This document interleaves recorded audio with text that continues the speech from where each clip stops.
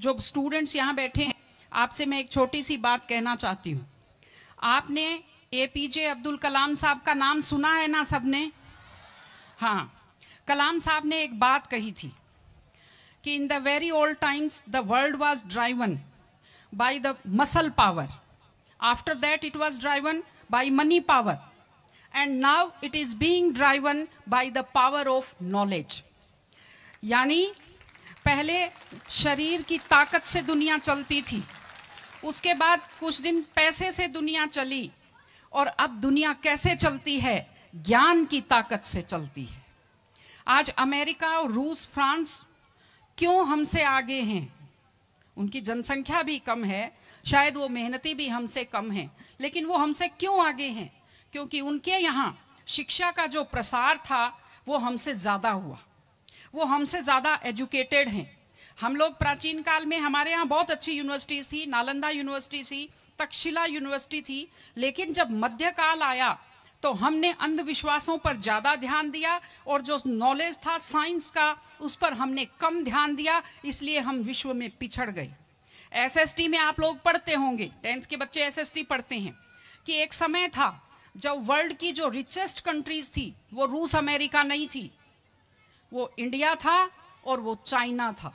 चीन और भारत विश्व के सबसे धनी देश थे, लेकिन हमने एजुकेशन पर ध्यान देना छोड़ा। उसका नतीजा ये निकला कि हम लोग गरीब हो गए, हम लोग पिछड़ गए, हम लोग कमजोर हो गए।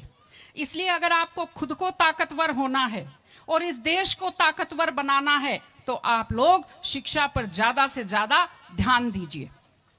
हमारी बेटियां यहाँ बैठी हुई हैं, आप लोग बहुत खुश किस्मत हैं, आपकी किस्मत अच्छी है कि आपने इस जमाने में जन्म लिया है जब लड़कियों को स्कूल भेजा जाता है, जब लड़कियां बराबरी के अधिकार के साथ आत्मसम्मान से जिंदगी जी सकती हैं।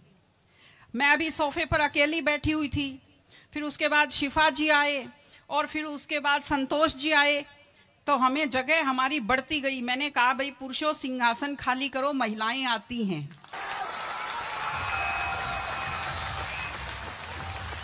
तो आप लोग बहुत खुशकिस्मत हैं। आपकी दादी नानी कितना मेहनत करती थी, सांस नहीं ले पाती थी खुलकर, घूंघट से चेहरा ढककर रखना पड़ता था, जोर से बोल नहीं पाती थी, कानाफूसी में बात करती थी, और आप कितने सम्मान के साथ अपना बैग लेकर के पूरे विश्वास से आप स्कूल आते हो। बहुत खुशकिस्मती की आपके लिए बात है, आपको इसका फायदा उठाना चाहिए। आपको कोशिश करनी चाहिए कि आप एक मजबूत नारी बने, और आपसे मैं कहना चाहती हूं कि आपके ऊपर बहुत विश्वास करते, आपके पेरेंट्स आपको घर से बाहर भेजते हैं, अपने माता पिता को हमेशा अपने मन में रखिए। दूसरी चीज आप बच्चों से जो कहना चाहती हूँ, आजकल क्या है, पहले तो घर में बहुत सारे बच्चे होते थे, संयुक्त परिवार होता था, चलते ही कोई सिर में थप्पड़ मार देता था, बच्चों को बुरा नहीं लगता था, टीचर्स की मार खाते रहते थे, हंसते रहते थे। आजकल 1-2 बच्चे होते हैं घर में, बच्चे बहुत सेंसिटिव होते हैं। आप लोगों को जब आपके माता पिता टोकते हैं, आपके टीचर्स टोकते हैं, आपको बुरा लगता है। आपको बुरा नहीं लगना चाहिए, क्योंकि ये वो लोग हैं जो आपकी चिंता करते हैं। मैं आपको एक छोटा सा किस्सा सुनाऊंगी। एक गाय जंगल में चल रही थी, अचानक उसने देखा एक बाघ पीछे दौड़ा। गाय भी भागी जान बचाने के लिए, सामने दलदल था, वो दलदल में थोड़ा चली, वो दलदल में फंस गई। बाघ भी पीछा करता हुआ आया, वो भी दलदल में फंस गया, लेकिन गाय से थोड़ी दूरी पर था, चल नहीं पाया। तो गाय हंसी और उसने बाघ से कहा, बाघ तू तो गया, तू मरेगा। तो बाघ ने कहा, तुम क्या हंस रही हो, तुम भी तो मरोगी दलदल में। उसने कहा, मैं नहीं मरूंगी, देखना। शाम को जब मालिक ने देखा गाय नहीं आई, वो 2-4 लोगों को लेकर आया। जब देखा गाय दलदल में फंसी हुई है, वो रस्से लाया, लकड़ी लाया और गाय को निकाल कर बाहर किया। तो गाय ने बाघ को कहा, बाघ तुझे कोई नहीं निकालेगा, मैंने कहा था ना, जिसको संभालने वाले होते हैं वो दलदल में फंसकर नहीं मरता। आपके जो टीचर्स हैं, आपके टीचर्स और आपके पेरेंट्स आपको संभालने वाले हैं। अगर आप उनकी बात मानेंगे, आप डांट के पीछे छुपी हुई उनकी चिंता को आप समझेंगे तो आप बुराइयों के और गलतियों के दलदल में कभी नहीं फंसेंगे।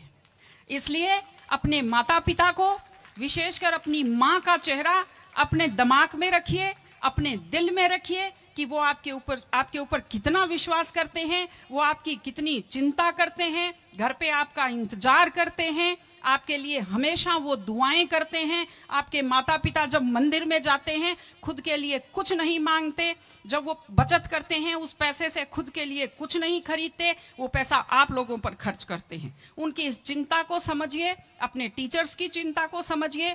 मैं आप सबको बहुत शुभकामनाएं देती हूँ कि आप लोग, आपकी बुद्धि तीव्र हो, आपका मन बहुत समृद्ध हो, आपका हृदय बहुत संवेदनशील हो।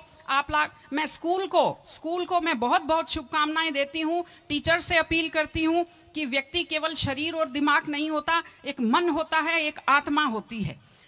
माइंड जो है, mind is sharpened by the knowledge and informations. दिमाग तो तेज होता है, लेकिन बच्चों का मन समृद्ध कीजिए, उन्हें कमजोर पर दया करना सिखाइए, उन्हें परिवार के प्रति संवेदनशील बनना सिखाइए कि वो एक अच्छे संपूर्ण नागरिक बने, जिसको कहते हैं कंप्लीट पर्सनैलिटी, वैसे बने। मैं स्कूल को, आप सब बच्चों को, आपको ढेर सारी शुभकामनाएं देती हूँ। आप अच्छे व्यक्तित्व बने, आप अच्छे नागरिक बने, एक मजबूत परिवार का, मजबूत देश का और एक अच्छे समाज का आप निर्माण करें। आपने बुलाया, हमें सुना, हमें सम्मान दिया, मैं हृदय से आभारी हूँ। बहुत बहुत धन्यवाद। नमस्कार।